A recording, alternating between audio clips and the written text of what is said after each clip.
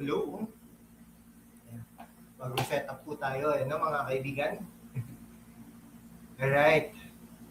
Mga kababayan, May 26, 2026, ang minority sa Senado lumayas na naman. Pero huwag kayong magpapalinlang sa protest narrative nila. Ito ay isang premeditated parliamentary sabotage. Bakit ngayon? Sa gitna ng paghahanda para sa impeachment proceedings ni VP Sara Duterte, habang nagdedebate tungkol sa rules para sa virtual participation na maaaring makatulong sa senators na hindi physically present, biglang walkout ang minority bloc. Hindi ito simpleng tampuhan. Ito ay calculated move para i-paralyze ang Senado. Kung kaya nilang gawin ito sa ordinaryong session, imagine niyo sa mismong impeachment trial, gagawin nilang circus ang hustisya. Sa episode na ito ng #WalkWithLan, deep explainer tayo Hihimayin natin ang Senate rules, ang koneksyon sa ekonomiya, epekto sa inyong remittances bilang OFWs, at kung paano ninyo maproprotektahan ang inyong pera sa gitna ng ganitong gulo. Manatili kayo sa hanggang dulo May actionable tips para sa inyong bulsa. Like, subscribe, at comment kung OFW ka o youth na affected. Let's get technical, mga kababayan. Intellectual honesty muna. Sa Philippine Senate, may 24 senators. Quorum para mag-conduct ng business sa karaniwang 13 na majority. May 26 walkout minority kasama sina Subiri, Hontiveros, Pangilinan at iba pa. Umalis na pinupush ang majority ang motion ni Senador Rodante Marcoleta para i-amend ang rules allowing virtual participation at electronic voting. Sabi nila, railroading daw. Pero tanungin natin, bakit ayaw nila ng flexibility, lalo na ngayong may impeachment court na convened noong May 18 pa para kay VP Sara Duterte? O sabi kapag walang quorum dahil umalis sila, walang boto, walang usad. Ito ay legitimate tactic sa maraming parliaments worldwide, halimbawa sa US states. Pero tanungin natin ang motive. Ito ay practice riyan para sa impeachment trial kapag ginamit nila ang same tactics, endless motions, quorum calls, walkouts, posibleng ma-delay o ma-derail ang trial. Ang impeachment ay political process. Kailangan ng 2/3 votes, 16 senators para ma-convict at ma-remove si VP Sara. House impeach VP Sara, 257, 25 votes. Senate convened as impeachment court May 18, 2026 under SP Alan Peter Cayetano.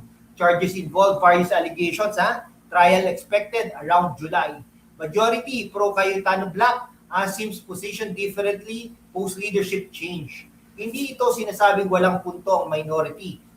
Sinasabi nila na dapat maayos ang process. Walang shortcut. Pero ang tanong, sino talaga ang nagpapahina sa Senado? Ang nagwo-walk out at nagpupush ng agenda? Dapat timbangin natin ang ebidensya, transcripts, voting records, attendance. Mga kaibigan, Senate rules on quorum, pass walkouts. Mga kaibigan, talagang hindi drama lang ito. Ito ay epekto sa bayan. Para sa ating mga OFW sa Middle East, Europe, US, Canada, at Saudi, bakit importante ito sa inyo? Market uncertainty. Kapag nakikita ng foreign investors na divided o paralyzed ang gobyerno, lalo na Senate na may crucial role sa legislation at checks, bumababa ang confidence. Resulta, peso weakens versus dollar, mga kaibigan. Okay historical pattern, political turmoil, mga kaibigan, ay talaga namang nagko-correlate po yan sa peso volatility. Kapag mahina ang piso, mas maraming pesos ang nakukuha nyo sa 1,000 remittance. Good on surface, pero inflation sumasabay. Mas mahal ang bigas, gasolina, tuition, political chaos is an invisible tax on your remittances. Studies show remittances respond to exchange rates, but instability hurts long-time purchasing power at home. Mga kaibigan, real talk lang ito. No? Your family's back home feels the pinch first. Higher cost for groceries, delayed projects, less FDI, slower job creation, more resilience on remittances. Naku po, 9% to 10% ng GDP lang. No?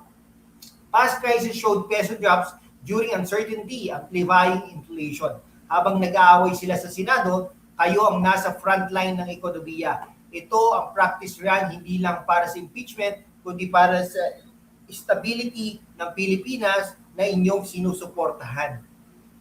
Hindi natin kontrolado ang politika. Tama naman, pero kontrolado natin ang pera natin.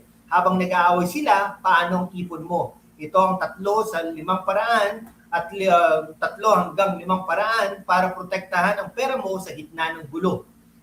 Diversify currencies and assets. Huwag lahat sa piso o dolyar. Consider gold, stable coins with caution, or diversified investments. Sa mga OFWs, use multi-currency accounts. Fund na 6 to 12 months expenses in liquid form. Political chaos can bring sudden inflation or job loss abroad. Educate yourself on economics, not just headlines. Follow reliable data on BSP, inflation, remittances. Invest in skills, remittances in alternatives, business ideas back home, life insurance or retirement funds less tied to Philippine politics. Huwag basta magpanik, sell o mag-follow sa social media financial advice. Ang katotohanan, stability ay politika na nakaka-epekto sa inyong long-term financial security. Maging smart, hindi lang emotional.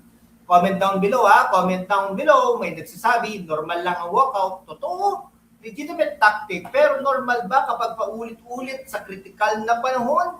Parang doktor na umalis sa operasyon dahil ayaw sa nurse.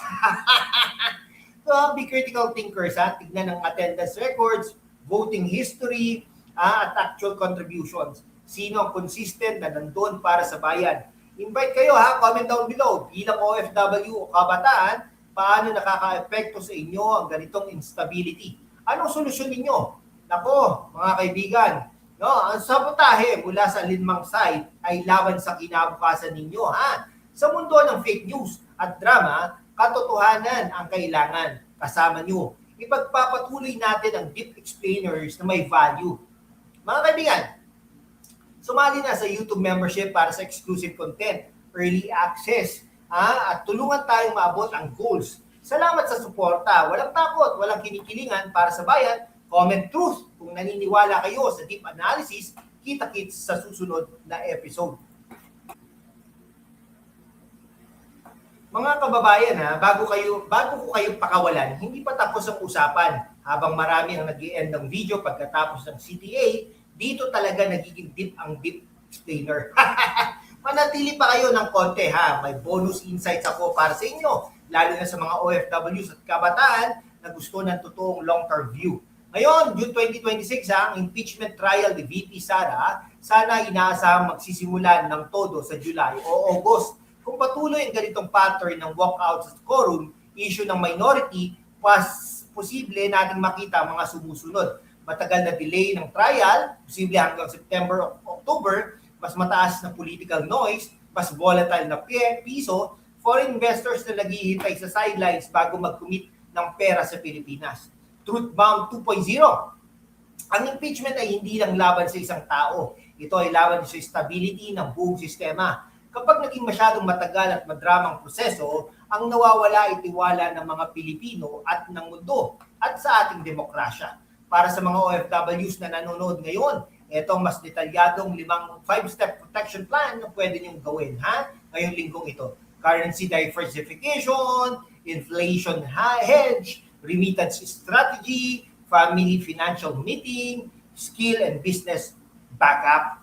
Sa mga kabataan na nanonood, kayo tunay na inheritors ng Pilipinas na ito. Huwag kayong maging parte ng blind loyalty. Sa lingmansay maging evidence-based voters sa susunod na eleksyon. Tanungin ang mga senador ninyo, ilang beses na silang nag-walk out, ilang batas ang naipasa nila this year. Ang totoong pagbabago ay hindi sa walkout o grandstanding. Ito ay nasa inyong kakayahang mag-isip ng malalim at kumilos ng matalino. Sa huli, ang laban na ito ay hindi lang politika. Ito ay laban para sa inyong kinabukasan, sa inyong pera, at sa Pilipinas na gusto natin iwan sa susunod na henerasyon. Kung naniniwala kayo na kailangan ng mas malalim at walang kinikilingang pag-aanalisa, gawin nyo ang 3 bagay na ito ngayon. I-type ang truth sa comment section kung gusto ninyo pa ng ganitong deep explainers. Mag-subscribe at i-on ang bell notifications. Sumali sa YouTube membership para sa exclusive Q&A, early scripts at private community. Salamat sa oras nyo, kababayan. Kahit magulo ang Senado, huwag magulo ang isip at bulsa ninyo. Walang takot, walang kinikilingan, laging para sa bayan. This is Lan from the hashtag Walk with Lan. God bless the Philippines. See you in the next video. Mabuhay ang Pilipinas! Mabuhay ang Duterte!